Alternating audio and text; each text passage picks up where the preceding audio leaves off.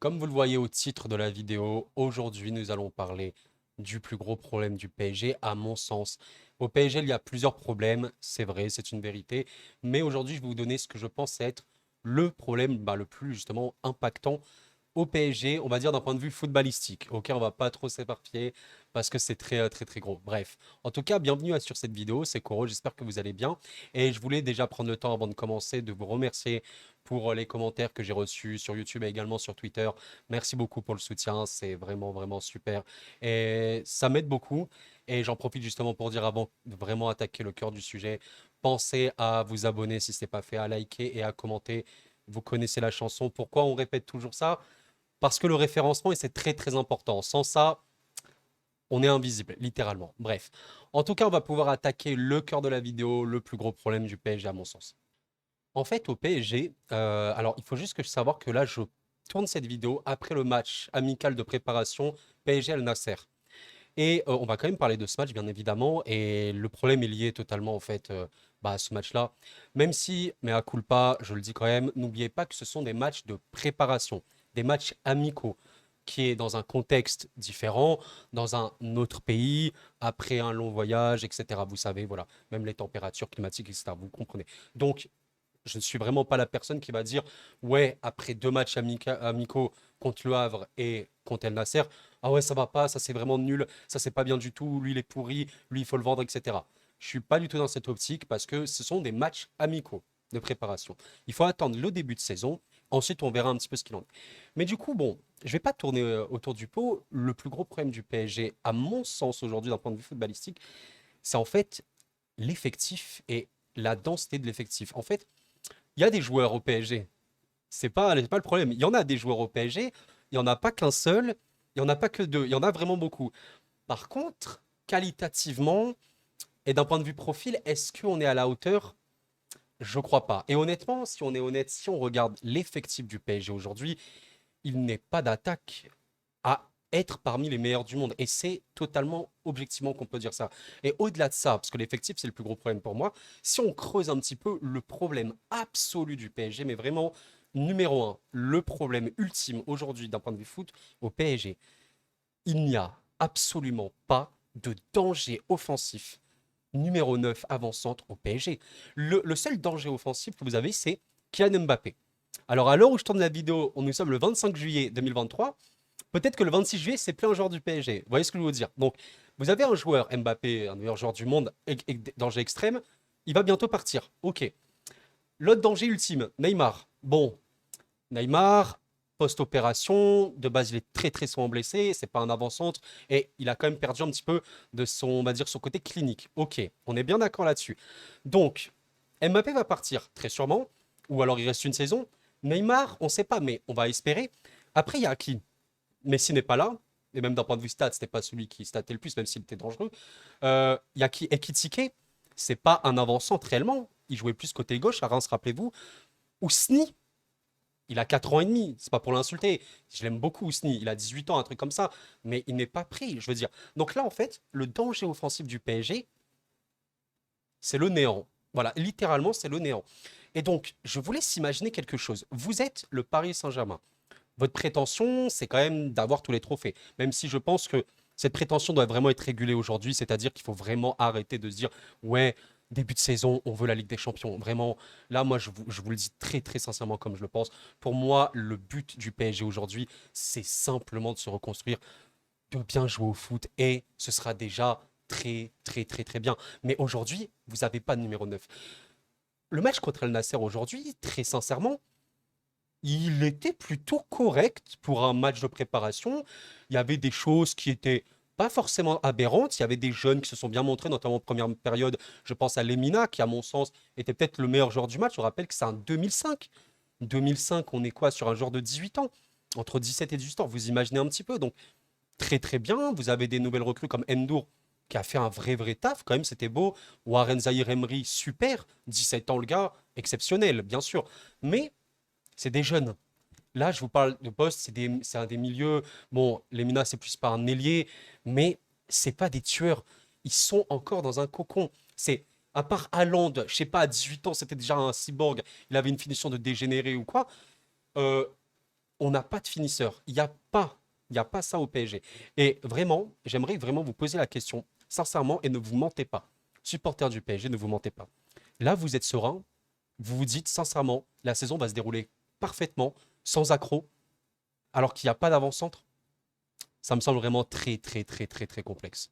Donc, du coup, si on parle de la solution, il faut acheter un numéro 9, bien sûr, bien sûr, bien sûr. Et je pense qu'avec ça, même si évidemment ça ne fait pas tout, c'est le coach, de préparer son équipe en fonction de tout un contexte qu'on connaît, voilà, les blessures, les nouvelles recrues, les postes, les profils, etc. Mais il faut un numéro 9, c'est absolument nécessaire. Et donc, du coup, là, les rumeurs viennent et viennent. La rumeur principale, c'est Harry Kane au PSG. Bon, en fait, Harry Kane au PSG, pour moi, c'est un peu un fantasme parce que ce serait honnêtement, et ça, c'est un débat que je peux vous balancer, hein, comme ça, n'hésitez pas à répondre. Pour vous, si Harry Kane est un joueur du PSG, il est top combien des recrues de l'RQSI? Parce que pour moi, il est dans le top 3, mais vraiment. Et je suis pas loin de penser que c'est peut-être la meilleure recrue. Je vous explique pourquoi. Parce qu'en fait, Harry Kane, c'est le profil et le besoin le plus primordial que le PSG a justement besoin aujourd'hui. C'est-à-dire qu'aujourd'hui, le PSG a des besoins. OK? En fonction de ses besoins, bah, des joueurs sont extrêmement importants. Donc imaginez Harry Kane. Par rapport au profil qu'il a, c'est un œuf assez unique, hein. C'est un œuf qui a une finition exceptionnelle, qui est extrêmement complet dans sa palette, vraiment technique, physique, tout ce que vous voulez, qui est extrêmement fiable parce que c'est un joueur qui ne se blesse vraiment pas. Et ce joueur n'est pas en fin de carrière, hein. C'est pas parce que tu vas acheter un joueur qui a 30 ans là en juillet, bah, je pense qu'il a 30 ans. Attendez, on est le 25. Bah, je crois que dans 3 jours, il a 30 ans pour vous dire, c'est pas parce que vous achetez un joueur qui a 30 ans bah, que ça va être catastrophique. Absolument pas. Regardez Ronaldo, sa carrière après 30 ans. Regardez Lewandowski après 30 ans. Regardez Benzema à 35 ans quand il est sur Ballon d'Or. Zlatan Ibrahimovic, on l'a pris à 30 ans au PSG ou un truc comme ça. Regardez ce qu'il a fait. Non, non, mais donc l'âge, c'est absolument pas problématique. 30 ans, c'est pas fin de carrière. 30 ans, enfin, 30 ans, vous êtes un sportif de haut niveau. Mais attendez, vous êtes bien, c'est pas, vous avez pas 80 ans, vous êtes, je sais pas quoi, pas du tout. Donc non, non, non, c'est extrêmement bien. Si Kane avait 35, 36 ans, évidemment, ça aurait complètement modifié un petit peu l'intérêt. Mais il fait 30 ans là dans quelques jours. Donc, bien sûr, acheter Harry Kane, c'est se mettre dans des conditions extrêmement optimales pour aller mieux. Parce qu'en réalité, là, ce qu'on voit par rapport à Luis Enrique, par rapport à son jeu, on remarque qu'il y a vraiment une contre-pression, un contre-pressing extrêmement important. On a rarement vu ça. Je pense que vous pouvez être assez d'accord avec moi. Le PSG, par exemple, dans ces 2 matchs contre le Havre et contre El Nasser, a montré une forte envie dans la récupération. Et c'est extrêmement important. Je rappelle que Luis Enrique, depuis toujours dans ses équipes, veut le contrôle du ballon absolu. Et dès que tu perds la balle, tu es comme un chien et tu fonces. Le pressing, le pressing, le pressing. Et ça se voit. Ça se voit quand même. D'un point de vue technique, il y a quand même de belles choses. Pour moi, il y a encore des choses à modifier, etc. Mais c'est normal, c'est un match amical. C'est des matchs de pré-saison. Ne vous attendez pas à voir Tiki-Taka en plein juillet. À Osaka, il fait 36 degrés. Enfin, je veux dire, c'est normal. Ça n'a aucun sens. Ce serait le contraire qui serait choquant. Donc, il y a eu des belles choses. Les jeunes sont bien. Mais il n'y a pas le danger offensif. Et même si tu achètes Kane, pour moi, beaucoup de choses seront réglées, mais pas tout. Il faut quand même d'autres joueurs offensifs de trop grosse qualité. Mais rien que Neymar revient. Il est fiable. Kane, je suis désolé, hein, je demande juste, mais chez moi, ça s'appelle du gros danger offensif. Vraiment, pour moi, c'est extrêmement dangereux. Et là, regardez, vous avez Endur, vous avez eu Warren Zaïre-Emery, Lemina, qui apportaient vraiment un gros danger offensivement, mais il n'y avait pas que. Mais là, il n'y avait pas de finisseur. Imaginez Kane qui rôde un petit peu comme ça, qui dézone, faux 9-9, il passe les appels, etc. Je suis désolé, Kane marqué dans ce match, c'était sûr. Et Asensio, bon, Asensio, moi j'ai rien contre lui. D'ailleurs, je considère qu'il n'est absolument pas à son poste. Pour moi, Asensio, c'est absolument pas un joueur poubelle, hein, vraiment pas. Je vous rappelle que c'est un joueur qui a fait le Real Madrid, hein. Il a été au Real dans la plus grande période du Real, hein, il faut vraiment en parler. Et il a été important. Même si ce n'était pas le premier rôle, il a été important. Quand il rentrait, il apportait vraiment, et je considère que Asensio, c'est vraiment plus un joueur qui va apporter en tant que milieu central, milieu droit, c'est-à-dire avec des attaquants devant lui qui sont vraiment très très forts, soit des ailiers de très très grosses percussions, un avant-centre, etc. C'est là où il brille le plus. Mais Asensio, qui est comme ça dans la zone offensive, il n'y a personne devant lui, etc. Ou avant-centre, pour moi, c'est vraiment pas la solution et je pense qu'Enrique le sait totalement. Donc voilà, je vous le dis, voilà, ça c'est un petit peu mon avis par rapport à bah, toute la situation du PSG aujourd'hui. Bon, franchement, c'est un sujet vaste, hein. J'aurais vraiment pu le développer beaucoup, beaucoup plus, comme vous le comprenez. Mais dites-vous que, enfin, j'ai une question à vous poser. Est-ce que vous êtes d'accord pour dire que le plus gros problème du PSG aujourd'hui, d'un point de vue effectif, c'est vraiment cette question de profondeur, de densité un petit peu d'effectif, qui n'est, honnêtement, il y a beaucoup de joueurs, mais pour pas grand-chose, et surtout la question offensive. On n'a pas de tueur. C'est une folie quand même de se dire que vous êtes le PSG, vous voulez créer quelque chose de fou, mais vous n'avez pas d'avant-centre, de top monde. Pour moi, c'est un immense problème. Et je parlais de Kane, qui est, à mon sens, le choix le plus fou, le plus optimal. Franchement, comme je vous le dis, c'est peut-être un fantasme, hein. Kane, c'est tellement exceptionnel que pour pas être déçu, on va essayer d'un petit peu de réguler ça, vous voyez. Mais il n'y a pas que Kane, hein. Il y a Osimhen qui apparemment va pas du tout partir. Vous avez Vlahovic qui était à peu près sur les tablettes du club. Vlahovic, je suis un peu partagé sur lui parce que je trouve le joueur en tant que tel, si on parle de son talent pur et de ce qu'il montrait en début de carrière, vraiment excellent, excellent. Mais en fait, le problème, c'est qu'on a besoin de garantie. On a besoin de fiabilité. Est-ce que là, on achète Vlahovic, vous êtes en mode, oh oui, Vlahovic, super, yes, c'est trop bien, il est ultra fiable, il va nous carrer la saison, il va mettre 50 buts, machin. Vous voyez ce que je veux vous dire? Et j'aime le joueur, hein, honnêtement. C'est pas le genre que je préfère le plus, mais j'aime le joueur parce qu'il a un profil assez spécial et il était surtout excellent à la Fio. À la Juve, c'était un peu plus complexe, même si, bon, Allegri jouait en partie dans sa faiblesse, hein, très très clairement. Mais il faut la fiabilité. Et même d'un point de vue blessure, il n'est pas si fiable que ça. En fait, c'est très très problématique. Donc voilà, il y a beaucoup beaucoup de choses à dire. Même d'un point de vue milieu, j'en ai même pas parlé, mais le milieu de terrain. Je suis désolé, hein. Les garanties ne sont pas là. Là, c'est plus des paris. Il y a des belles choses au milieu. Warren, pour moi, il doit absolument être titulaire cette saison.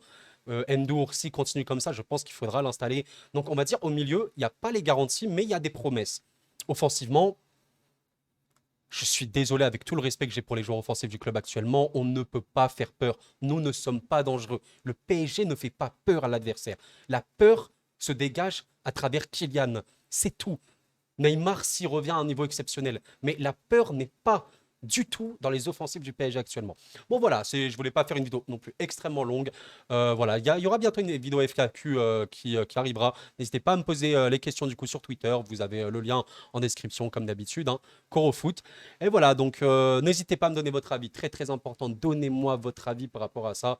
Et j'espère vraiment que d'ici la fin du mercato, on recrutera les bons joueurs. Il y a aussi Bernardo, on parle de lui. Ah là là, ça c'est trop beau. Franchement, ce serait exceptionnel parce que tu as Bernardo Kane, l'équation n'est plus du tout la même. Bon, on verra.